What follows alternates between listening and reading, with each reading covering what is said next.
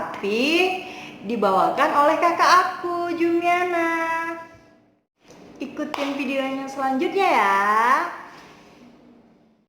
Assalamualaikum warahmatullahi wabarakatuh. Perkenalkan, nama saya Jumiana. Saya kuliah di Universitas Lancang Kuning, Fakultas Ekonomi, Prodi Manajemen. NIM saya 186120124. Saya saat ini sudah semester 4. Untuk kali ini saya akan memaparkan makalah saya yang berjudul Dampak Lockdown COVID-19 bagi Perekonomian Indonesia. WHO menyatakan saat ini Eropa telah menjadi pusat pandemi virus corona secara global. Eropa memiliki lebih banyak kasus dan kematian akibat COVID-19 dibanding di Cina. Jumlah total kasus virus corona menurut WHO kini lebih dari 136.000 di sedikitnya 123 negara dan wilayah. Dari jumlah tersebut, nyaris 81.000 kasus ada di wilayah Cina daratan. Italia yang merupakan negara Eropa yang berdampak virus corona terparah, kini tercatat memiliki lebih dari 15.000 kasus. Cara untuk menghindari corona, yaitu kita harus banyak mengkonsumsi air putih, rajin cuci tangan pakai sabun, dan menggunakan hand sanitizer. Dan untuk saat ini pemerintah sudah menyuruh masyarakatnya untuk lockdown di rumah saja dan bekerja melalui di rumah saja, tidak boleh beraktivitas dan menjaga jarak untuk sesama masyarakat. Sedangkan antisipasi langkah-langkah tindakan yang diambil pemerintah untuk menangani perekonomian di Indonesia yaitu 1. Mempercepat pengobatan dan pencegahan penularan yang lebih luas.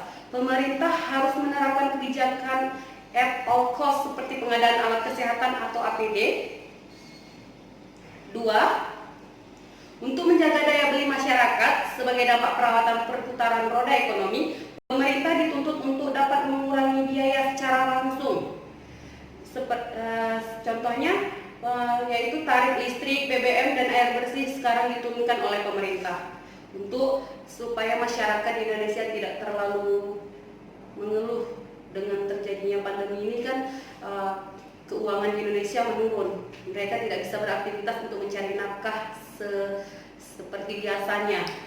Ketiga, kebijakan pemerintah yang melakukan relaksasi pajak penghasilan baik pekerja industri, manufaktur, atau penghapusan PPh pasal 21 selama 6 bulan, atau pajak badan untuk industri, pajak manufaktur, pembebasan PPh impor 22 dan diskon PPh 25 sebesar 30%. Dan 4, upaya pemerintah untuk menjaga daya beli masyarakat bawah dengan memberikan bantuan langsung tunai atau BLT kepada masyarakat yang mengalami penurunan pendapatan.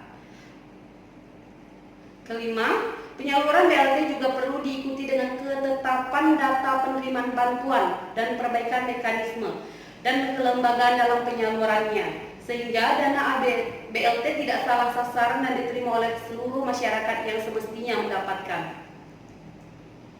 Keenam, Otoritas Jasa Keuangan atau OJK memberlakukan kebijakan yang mendorong lembaga keuangan untuk melakukan reschedule dan refinancing utang-utang sektor swasta.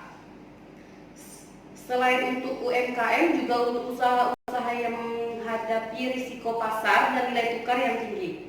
Selain itu, Bank Indonesia dan OJK perlu merumuskan kebijakan yang bersifat strategis untuk mengatasinya. Tingginya tingkat suku bunga dan perbankan yang menjadi salah satu beban pelaku ekonomi, khususnya di saat perlambatan ekonomi seperti saat ini. 7. Membuka peluang untuk membuat terobosan kebijakan baru. Di sisi fiskal, opsi pelebaran defisit anggaran melebihi batas yang ditetapkan Undang-Undang Keuangan Negara diperlukan di tengah semakinnya banyaknya kebutuhan belanja negara untuk memberikan insentif kepada perekonomian. Contohnya sekarang pemerintah sudah melarang bank atau untuk leasing untuk tidak menarik atau tidak meminta pembayaran kredit. Dia sekarang dikasih keringanan waktu selama pandemi corona ini. Jadi mereka tidak perlu mengejar target untuk membayar angsuran-angsuran yang mereka jalani. Contohnya ojek online, mereka kan tidak bisa beroperasi dengan secara normal karena masyarakat dilarang untuk pergi kemana-mana. Dengan itu pemasukan mereka semakin menurun, tidak ada pemasukan. Jadi sedangkan mereka butuh membayar kredit motornya. Tapi pemerintah sudah mengambil kebijakan untuk tidak menagihnya dulu untuk beberapa bulan ini karena pandemi corona ini. Kerugian lockdown akibat virus corona dapat dijabarkan sebagai berikut. 1. Pajak. Pada sepanjang 2019 lalu, pemerintah daerah khususnya Ibu Kota Jakarta setidaknya dapat memungut pajak dengan jumlah 45,7 triliun. Artinya, apabila lockdown dilaksanakan selama 14 hari, maka potensi dana pungutan pajak yang mungkin saja menguap mencapai sekitar 1,5 triliun. 2. Ekspor impor. Nilai ekspor yang melalui Provinsi DKI Jakarta pada 2019 mencapai 54,03 miliar dolar Amerika Serikat, sedangkan impor sebesar 88,39 miliar dolar Amerika Serikat. Ini berarti ada potensi kehilangan nilai ekspor maupun impor masing-masing 2,1 miliar dolar Amerika Serikat dan 3,4 miliar dolar Amerika Serikat dalam 2 pekan mendatang. 3. Produktivitas industri. Pada tahun 2018 di Jakarta terdapat 3 golongan industri besar yang menyerap tenaga kerja cukup banyak. Ketiga industri kelompok usaha tersebut adalah industri pakaian. Jadi dengan 65.979 pekerja, industri makanan dan minuman dengan pekerja 22.949, serta percetakan dan reproduksi media reklam sebanyak 20.941 pekerja. Secara total, jumlah pekerja di Jakarta dari lintas sektor diperkirakan mencapai 20 juta orang. Sementara itu, sepanjang tahun 2017 disebutkan bahwa nilai keseluruhan produksi pada industri besar dan sedang sekitar 497,3 miliar. Hasil ini jika dirata-ratakan per hari adalah sebesar 1,38 miliar. Maka dengan 14 hari lockdownnya Indonesia, nilai produksi akan hilang ditaksir sebesar 19,3 miliar. Angka ini masih belum termasuk perputaran uang sektor industri kecil, mikro, dan menengah.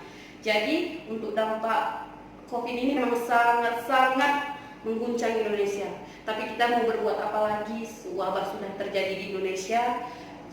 Kita hanya bisa berusaha berikhtiar untuk mencegahnya.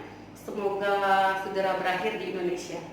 Sekian dari pemaparan saya. Semoga pandemi COVID-19 di Indonesia segera berakhir dan kita dapat menyambut bulan suci Ramadan dengan gembira tanpa ada virus lagi yang menyerang seluruh umat muslim di Indonesia. Wabillahi taufiq wal hidayah. Wassalamualaikum warahmatullahi wabarakatuh.